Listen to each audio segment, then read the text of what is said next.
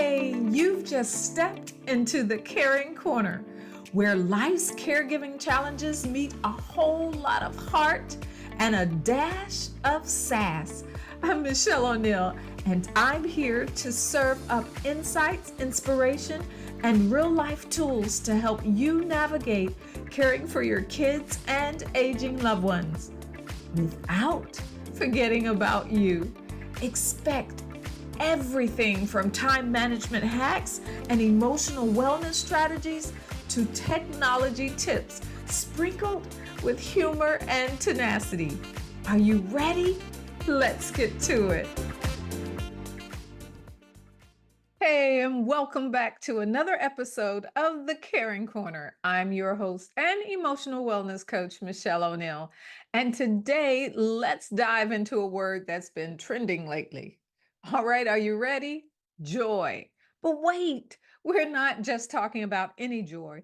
We're going to explore some unusual, creative ways to bring joy into our interactions with our loved ones, whether it's with our kids, parents, spouse, siblings, or friends.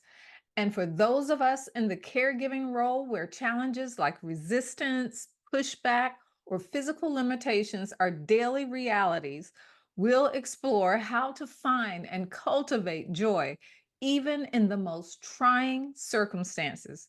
Plus, we'll touch on creating that healthy relationship corner that Dr. Henry Cloud discusses in his book, The Power of the Other. So let's get started.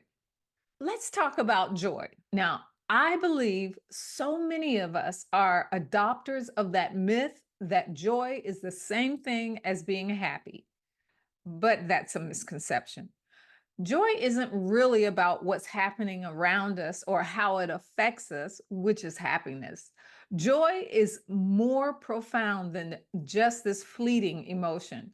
It's something that we cultivate within us, and it's not dependent on our external environment. For instance, you might have a rough day or be dealing with a lot, but joy is that inner sense of peace and contentment that can carry you through that tough time. Joy is powerful. And when we make a point to cultivate joy, really seek it out and nurture it, it starts to ripple through our lives. It strengthens our relationships, helps us connect more deeply with the people that we care about, and makes us more resilient when things get hard. And this is especially true when caregiving. When you're juggling the stress, the exhaustion, and all the responsibilities, finding joy can feel like a lifeline. It's not just about making the best of a bad situation, it's about creating moments of light, even in the darkest time. So, here's something interesting. Research shows that people who experience joy and positive emotions regularly are 47% more likely to have strong, supportive relationships. And who doesn't want that? That's huge, especially for us who caregive, where the emotional toll can be really high. Joy isn't just a, oh, I'd like to have some of that. It's a relief, a kind of emotional support that keeps you going. Now, Dr. Henry Cloud talks about creating what he calls a healthy relationship corner, a space in your life where you feel safe, connected, and understood. Joy is a big part of building that corner. It helps foster trust, openness, and emotional safety. For those of us who are caregivers, this corner can be like a refuge from the daily challenges. It's a place where you and your loved ones can connect on a deeper level beyond just the task and the to-do list. It's about mutual respect and creating a bond that goes beyond just getting through the day. Now that we understand the importance of joy, because I know you do now, let's explore some unconventional ways to actually infuse it into our daily interactions with our loved ones. especially with our caregiving challenges and when they come up. So, for many of us, car time is a huge part of our day. We always seem to be in the car, going somewhere or doing something. And so, whether we're driving to appointments, to school, to shopping, or anywhere else, we're in the car.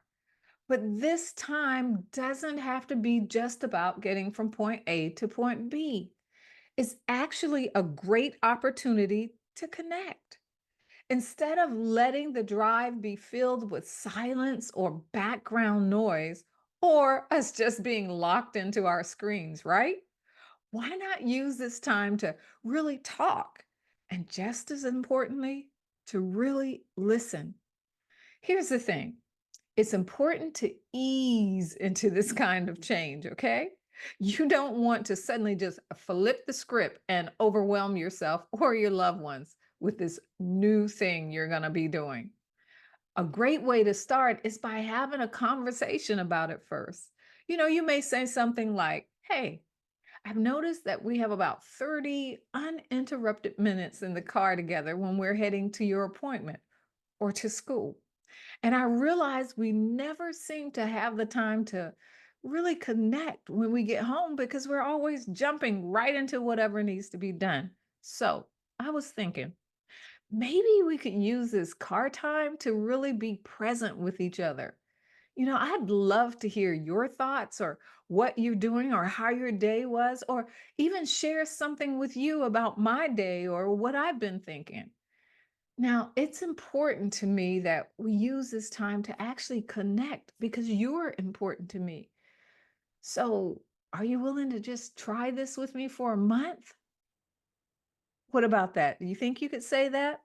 So, also during these car rides, instead of focusing on the upcoming appointment or the errand that you might be running, you might ask your loved one about a favorite memory or something that they've been curious about lately.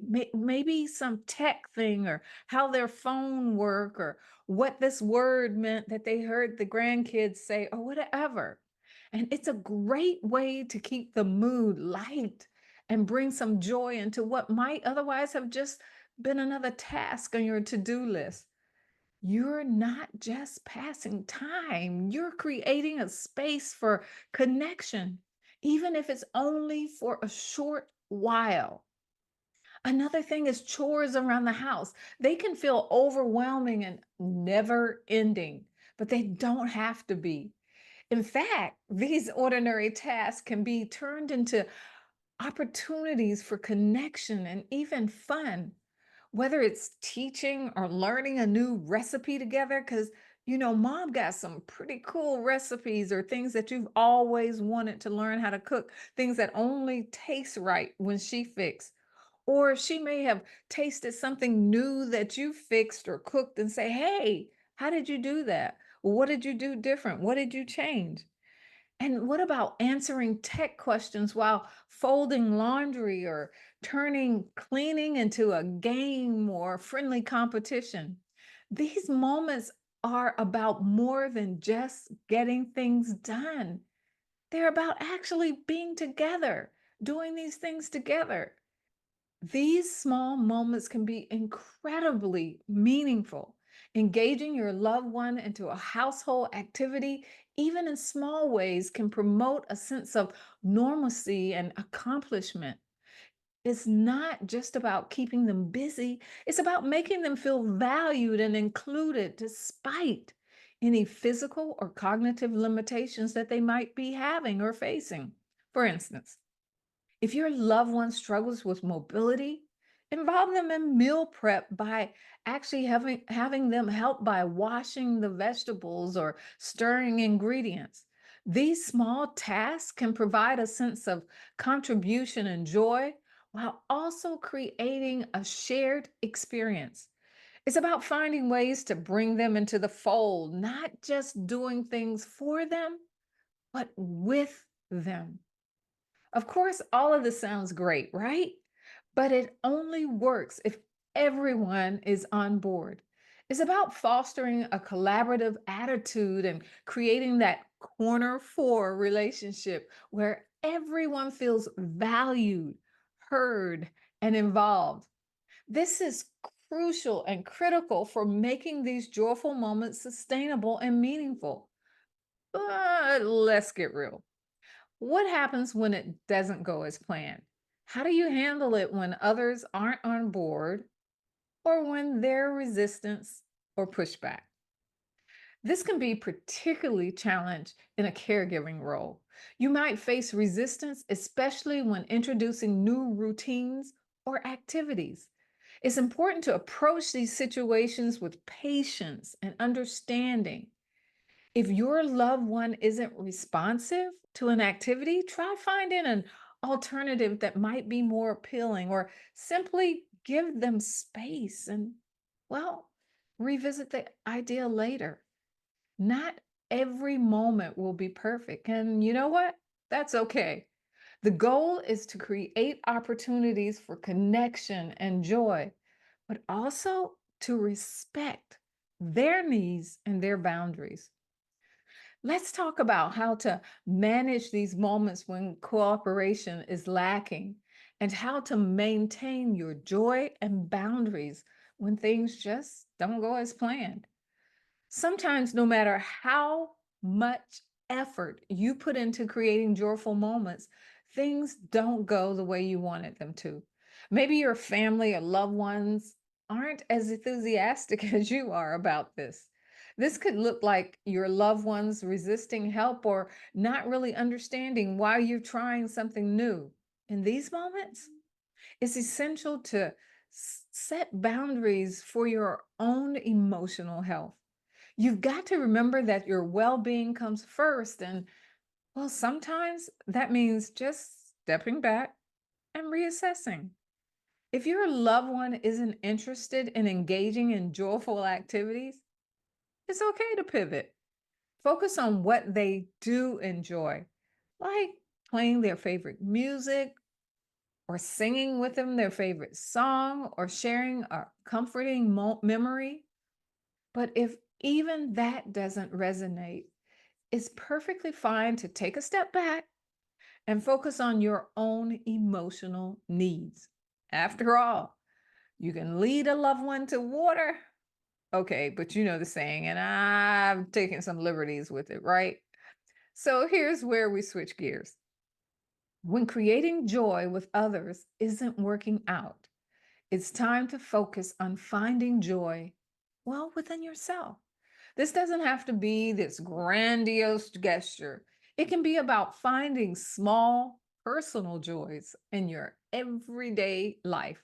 Maybe it's taking a extra moment to enjoy the feel of, well, fresh sheets as you make the bed or by letting a favorite scent lift your spirits as you clean up. Even a simple task like folding laundry can be transformed if you use it as an opportunity to reconnect with yourself. For instance, while you folding clothes, you may think about the person who wears each item and what they mean to you. For me, one of the things that I do when I'm folding clothes is sometimes I may even say a prayer for that person, something that I know or they shared with me that they really wanted or they were asking for guidance on or that bothered them. That's my opportunity to remember that and pray for them. Or if you're putting away your own things, what about reflecting on how certain outfits can make you feel and what memories they bring up? You know, the last time you wore those white pants and that pink top or whatever it was. It's about using these moments to ground yourself in something positive and comforting, even if the rest of the day feels a bit, well, chaotic. Sometimes the best way to maintain your joy is by creating your own healthy relationship corner. Now, this might mean finding time to connect with those who are willing, but it could also be about just carving out solo moments for yourself to recharge you. Your corner is about creating a space physically, emotionally, or even mentally where you feel safe, valued, and joyful, regardless of what's happening on around you. So here's a tip. If you're finding it tough to create that corner with others, try being thoughtful and reflective about what truly brings you joy. Journaling can help you explore this further because journaling isn't just about writing things down. It's about really processing what's going on in your mind and in your heart. When you put your thoughts on paper, it actually helps you sort through them in a way that just thinking about them can't. It's like giving your brain a chance to organize everything. Plus, having a written record means that you can go back and look at it later and see how far that you've come, notice patterns, or remind yourself of what you've learned. There's something so powerful about seeing your own words. It makes everything feel more real and it helps you connect with your own experiences on a deeper level.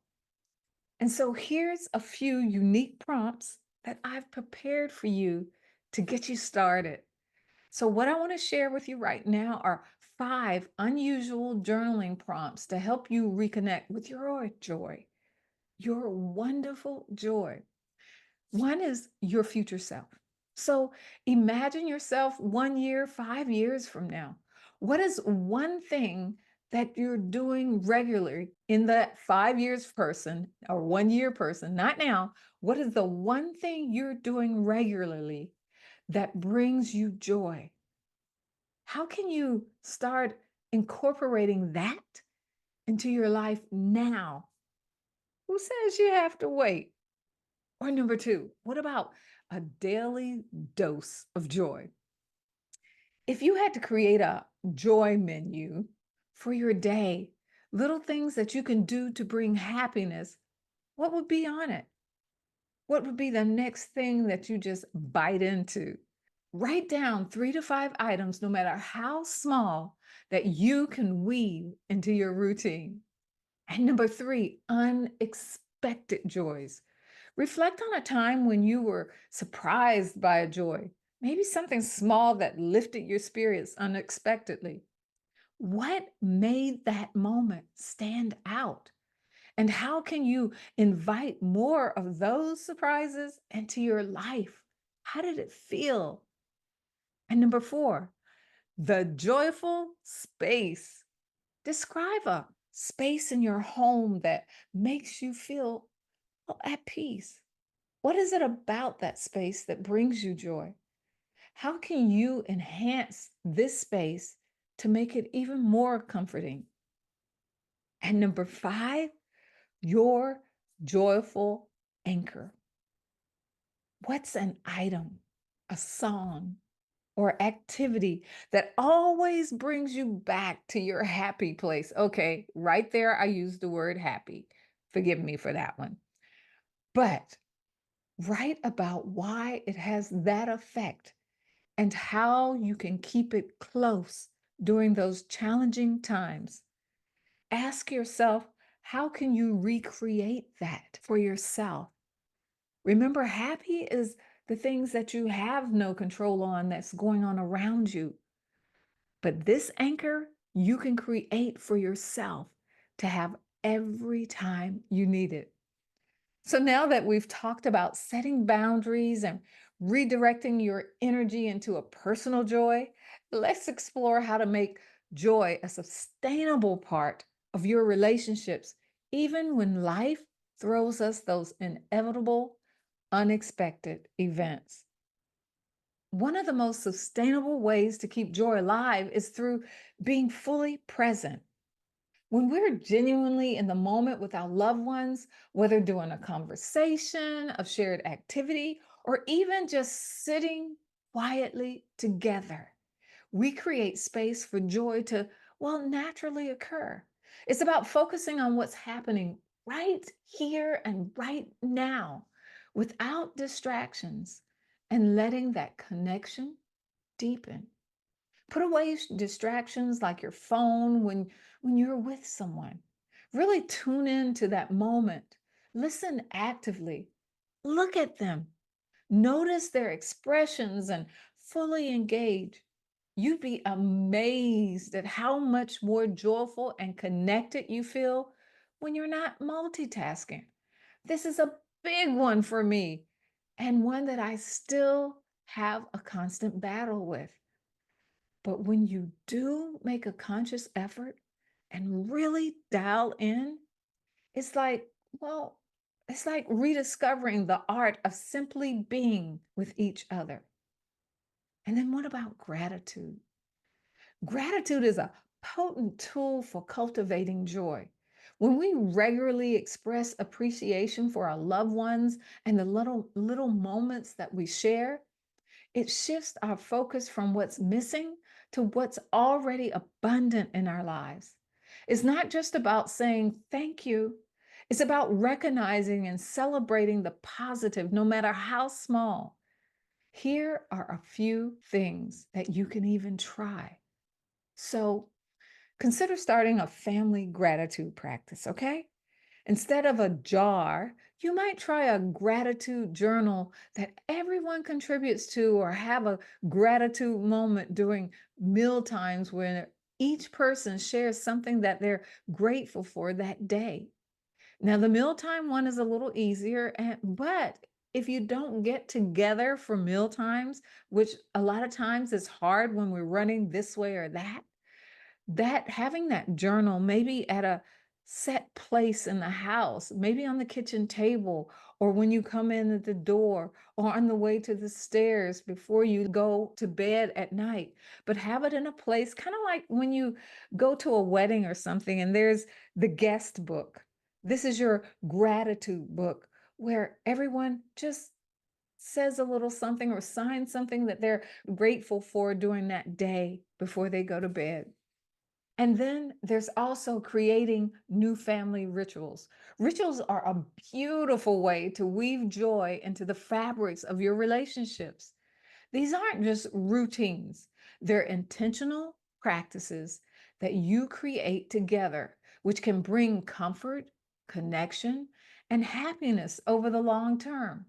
The key is to make them meaningful and consistent. For example, one could be a weekly family movie night where everyone gets involved, choosing the movie, making the snacks, and settling in together.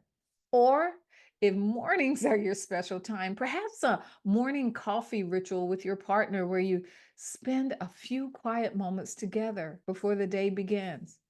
Even doing something like eating one meal together as a unit, as a family, because I believe that this is important in so many ways. Connection, commitment, all across all ages. It's a time when the generations can mold together, share together, be together. These rituals don't have to be complicated. They just need to be something that you look forward to and you enjoy doing together. Look, finding joy in our relationships is incredibly rewarding. But what about when life gets hectic, which for most of us is almost every day? Let's look at how to uncover joy even when we're juggling a million responsibilities. So let's face it, responsibilities can, well, they can feel heavy. But what if we could reframe them as opportunities for connection and even joy? Whether you're cooking a meal, helping with the homework, or caring for a loved one, each task has the potential to bring joy if we approach it with the right mindset. Now, this could mean finding small ways to bring joy into routine tasks when caring for someone. Maybe it's singing a favorite song together. Remember, I talked about that. Doing your morning routine or sharing a laugh over a memory that always makes you both smile. The key is to look for those little moments that can make a big difference. And sometimes it's just about recreating them again and again. Try making the task itself a moment of connection. If you go grocery shopping with your kids, it might be as simple as letting them pick out a new fruit to try or a new cereal that they've always wanted. Or how about teaching them how to look at the labels of food and what the different things means and the good things and the bad things and why it's good or bad and what the best choice is. Maybe it's adding a little humor or light-hearted conversation while you go through the daily routines of caregiving. It's all about finding joy in the little things without adding more to your plate. It's easy to overlook small victories in the middle of all our responsibilities, but these small wins are worth celebrating. They bring a sense of accomplishment and joy. This could mean acknowledging the day when things go smoothly or celebrating even the tiniest improvement in your loved one's condition. These moments matter and they deserve recognition. One way to keep track of these small wins is to keep a joy jar. At the end of each day, jot down the little victories that you've experienced on a slip of paper, no matter how small. Fold it up and drop it in the jar. Drop it in a jar that you keep in a central area, like we were talking about that gratitude journal. Put this jar in a central area. And once a month, go ahead and crack that baby open and go through the ones that you recorded for that month. Reflecting on these wins can help you stay focused on the positive aspects of your responsibilities, especially when caregiving feels overwhelming. Plus, it helps reframe any frustrations and gives you a sense of resolution, setting you up for a good night's sleep. Hey, today we've explored the power of joy in our relationships, and we discussed some unconventional ways to bring joy into our interactions with loved ones. We talked about how to make joy a sustainable part of our lives, even in the midst of responsibilities. And you know what?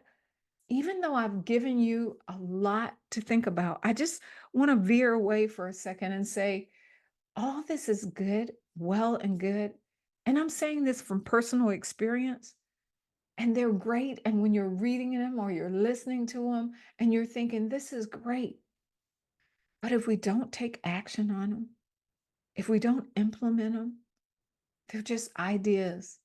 And there's no real change in our lives. I want you to remember that joy is not just an emotion. It's a choice and a practice that can transform your relationships and your life, even in the most challenging circumstances. If you found today's episode helpful, go ahead and subscribe and share this podcast with anyone and everyone that you feel may benefit from it. And don't forget to leave a comment or a review. And I'd love to hear your thoughts and experiences with cultivating joy in your relationships. Share what little things you do to create your own joy.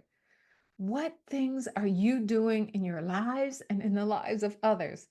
And I want to thank you for joining me today on the Caring Corner. I'm Michelle O'Neill. And until next time, I want you to stay resilient, stay strong, and keep moving forward. And most importantly, find joy in the little things. Take care. Bye bye. All right, that's a wrap for today at the Caring Corner. We've tackled some big topics, but remember, you're not in this alone. Subscribe to keep the wisdom and warmth coming. And stay tuned for amazing guests who'll be joining us to help round out your caregiving toolkit. Catch you next time and keep conquering those challenges.